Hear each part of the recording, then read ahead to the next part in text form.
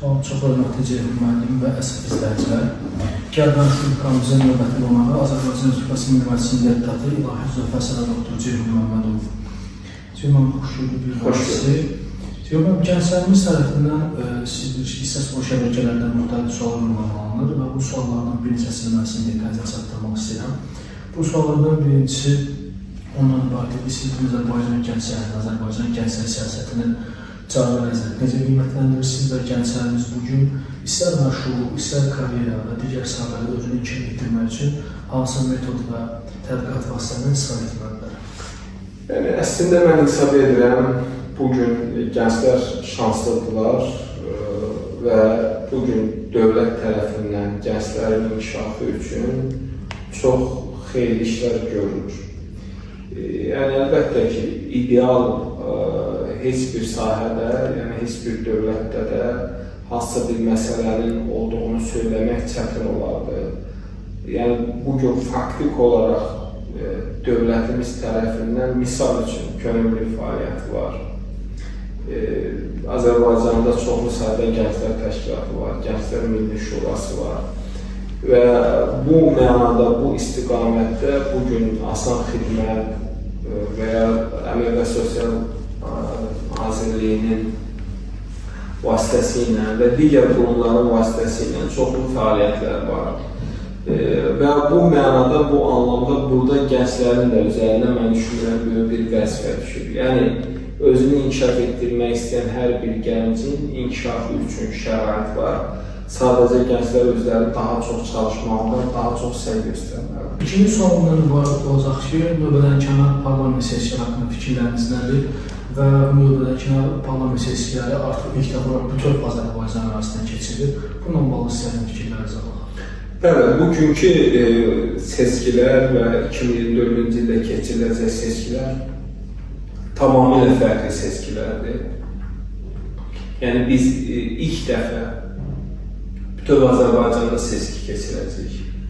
Hər birimiz bilirik ki, 90-cı illərin əvvəllərində torpaqlarımız işğal olundu və biz heç də bütün ərazilərimizdə seçkiləri keçirə bilmirdik. Amma baxın, bugün artıq Xankəndində, Şuşada, Qarabağın digər bölgələrində seçki məntəqələri yaradılıb və bugün bizim insanlarımız həmin seçki məntəqələrində səs verəcəklər. Və o mənada bugün Azərbaycan tam bütövləşmiş və müstəqil bir formada bu seçkiyə gedir və bu seçkidə də xüsusilə də ən məsələlərdən biri o bölgədən olan insanların bu prosesdə öz yerlərində iştirakidir. Sonuncu bir mənim və son sualından ibarətdir ki, bugün birisi Azərbaycan gənclərinin daima nəzərdə saxlı məsələlərdən biri məşğulluq və dövlət qulluğu məsələləridir. Bununla bağlı sizin də parlamentdə xeyli çıxışlarınız var, yazılarınız var. Gənclərin narahat edən məsələlərin təkmilləşməsindən bağlı daima öz münasibətinizi bildirirsiniz. Və bugün sizdən canlı eşitmək istəyən bir dövlət qulluğunu bugün sistemimizə dəyərləndirirsiniz və gənclərimiz dövlət qulluğuna bağlı yanaşmalarını hansı istiqamətdə inkişaf etdirməlidirlər? Yəni, bugün əslində biz ümumi prosesə baxanda bildiyiniz kimi dövlət qulluğunun və dövlət qulluğunda işə qəbulunun şəffaflaşdırılması üçün dövlət zaman-zaman müxtəlif addımları və qərarları qəbul edir. Yəni, bugün dövlət qulluğuna qəbul üçün imtahan verilməlidir və bu imtahanlar vasitəsilə də gənclər dövlət qulluğuna qəbul olunurlar. Mən həmişə deyirəm, dövlət qulluğu şərəfli bir işdir, müqəddəs bir işdir və o mənada davamlı olaraq bu prosesin şəffaflaşması və burada savadlı, bilikli kadrların cəlbi məsələsi çox önəmlidir və o mənada ümumən qanunvericilikdə çox mühüm məsələlər var. Amma təəssüflə qeyd etmək lazımdır ki, biz bir sıra hallarda bəzi dövlət qurumlarının bu qanunlara əməl etmədiyinin də şahidi oluruq və ya işə qəbulda gənclərə bir sıra hallarda münasibətdə fərqli yanaşmanı görürük. Və bu da gənclərdə bu və ya digər formada dövlət qulluğu ilə bağlı fikirlərə ciddi formada təsir edir. Mən həmişə deyirəm, dövlət qulluğunda ən savadlı, ən bilikli, ən bacarıqlı insanlar çalışmalıdırlar. Çünki onlar bütövlükdə insanlarımızı narahat edən, dövlətin gələcəyinin bağlı məsələlərə cavablı insanlardır. Və o mənada bu prinsipin gözlənilməsinə ehtiyac var.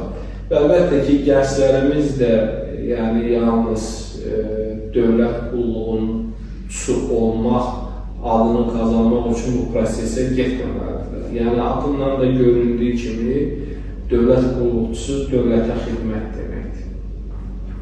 Dövlətə qulluq etmək deməkdir. Vəzifə, dövlət qulluğu üstünlük və ya məziyyətdir, bu xidmətdir. Cənab Prezidentin də hər zaman qeyd etdiyi kimi, yəni dövlət məmurları xalqın xidmətçiləri olmalı.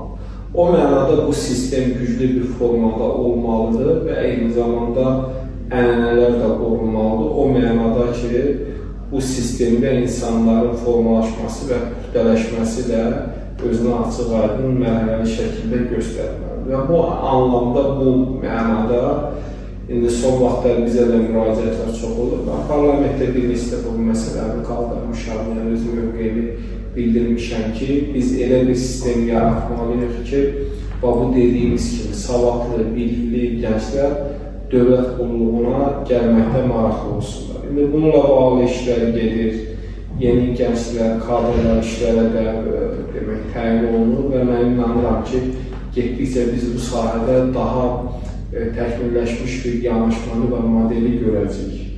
Çox sağ olun, Ceyhun, suallarınızı ətraflı cavablandırdığınız üçün mən də sizə dərin təşəkkür və minnətdarlığımı bildirirəm və Azərbaycan Partiyasının vahid namizədi olaraq sizə qarşıdan gələn seçkilərdə uğurlar arzu edirəm. Sağ olun, təşəkkür ederim. Sağ olun.